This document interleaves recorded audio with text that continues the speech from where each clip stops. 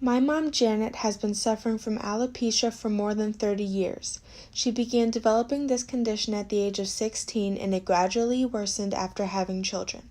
During this time, there was not a variety of prescribed medications that fully treated alopecia, but more so alternatives such as wigs, hats, and anything of these sorts.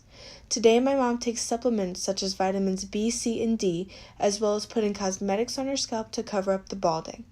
Even though it is a stressful 45-minute daily process to accomplish a fuller scalp, my mom continues to maintain that bright smile of hers and rarely lets alopecia affect her self-esteem.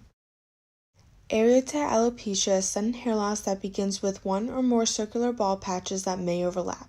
To name additional types of hair loss, there are alopecia totalis, loss of hair on the scalp, and alopecia universalis, entire body hair loss.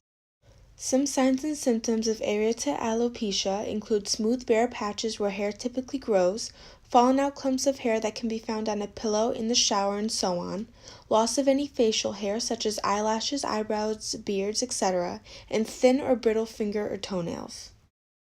Areata alopecia is an autoimmune disease, meaning the body's immune system literally attacks itself. The ULBP3 gene is responsible for hair loss. When this gene is turned off in normal hair follicles, it is turned on in alopecia areata follicles. In its activated state, the ULBP3 gene attracts killer immune cells with the special receptor NKG2D. This eventually triggers the autoimmune attack, causing an individual to experience hair loss. Alopecia can be associated with further health-related issues. In one study, for example, baldness was linked to a 70% higher risk of developing heart disease.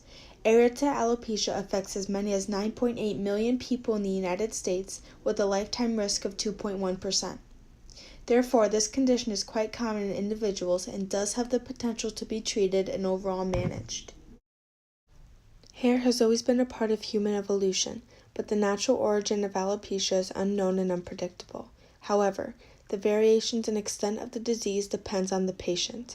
In 2010, Dr. Angela Cristiano, an associate professor of dermatology and genetics at Columbia University Medical Center, who personally suffers from areata alopecia herself, discovered the ULBP3 gene and how it relates to this condition. Furthermore, Dr. Matthias Geyer and Regina Betz, professors of the Department of Structural Immunology at the University of Bonn, investigated the consequences of mutations for the structure of the enzyme lanosterol synthase. Currently, there are not any treatments for alopecia that is able to work for every individual equally. However, oral pills such as corticosteroids, which is an anti-inflammatory drug that are prescribed for autoimmune diseases, can be taken. This medication is given as an injection to the scalp or other areas. They can also be given in pill form or rubbed on the skin as an ointment, cream, or foam. Topical immunotherapy, such as minoxidil or Rogaine, that are chemicals that are applied to the scalp in order to produce an allergic reaction. If successful, this reaction is actually what makes the hair grow back. It also causes an itchy rash and usually has to be repeated several times to keep the new hair growth. It is important for patients to know that treatments are not guaranteed. Just because one person could have had success with the treatment and had hair regrowth does not mean that their hair will fall out again.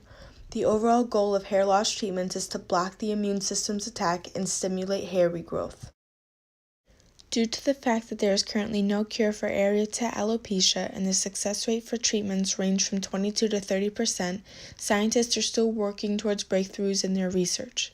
Mice involvement is crucial in genetic research because of how similar their genomes are to humans. In a recent study, the United States National Library of Medicine and National Institutes of Health concluded that the discovery of AJ, MRL-MPJ, SJLJ, and SWRJ strains also develop areata alopecia in both human patients and the mouse models. By the more proven and disproven hypotheses, experiments, and results makes a future with minimum alopecia one step closer. Because alopecia areata is a genetic mutation and is incurable, it is highly likely for researchers to discover a treatment that is able to benefit all individuals. Thank you for your time.